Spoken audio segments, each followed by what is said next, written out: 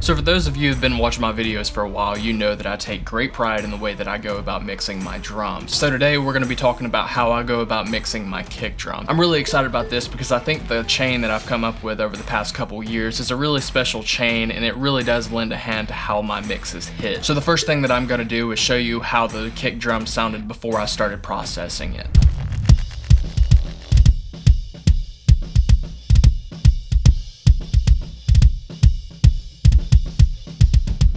So just to ensure that there's a little bit more consistency along with the kick in mic, I actually incorporated a kick sample and a kick sub.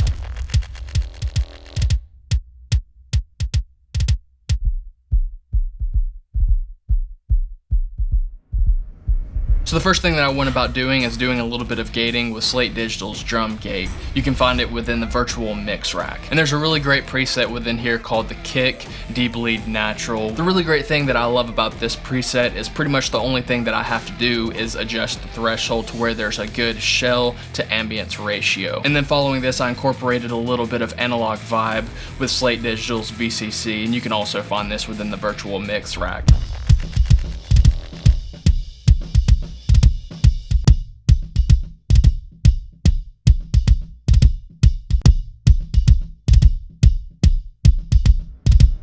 And then the next stage is a little bit of transient shaping with SPL's Transient Designer Plus. I really love to use this plugin to increase a little bit of the attack and kind of pull back on a little bit of the sustain of my kick. When it comes to mixing heavier kick drums, I find that being able to pull back a little bit on the sustain of the kick drum really allows it to fit in the mix a little bit better.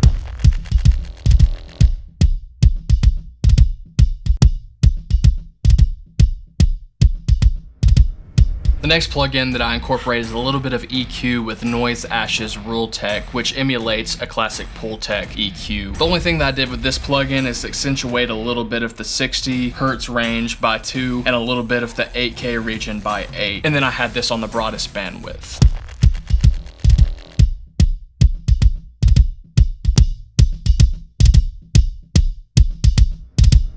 The next stage of processing is a little bit of EQ with Brainworks Neve console EQ. I did a little bit of a high pass at 31.5 Hz. I did a 2.5 dB boost at 1.1 kilohertz. And then following this, I did a 4.5 fell cut around the 320 to 330 Hz range. The reason I really like to do this is it really declutters that region in a really great way so that I'm able to place this kick without it getting too muddy within the mix. And then finally, I did a 4 dB cut around 130 Hz. This just got rid of a little bit of that pillowy region that can be found anywhere from 110 to 150 Hz.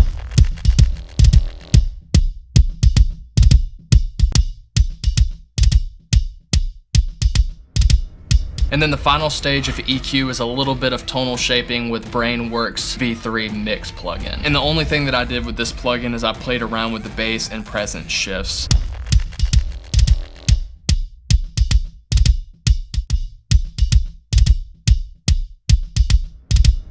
So after all the EQ, I'll look into doing a little bit of compression with FabFilter's Pro C2. Generally for me, one of my favorite things about this plugin is a couple of the presets that I like to incorporate with my drum shells, specifically the punchy rock kick preset that you can find in the preset bank. If you go down to drums, go over to kick, you can find the preset right here. So in general, I usually set the threshold to where I'm getting anywhere from 4 to 5 dB of reduction.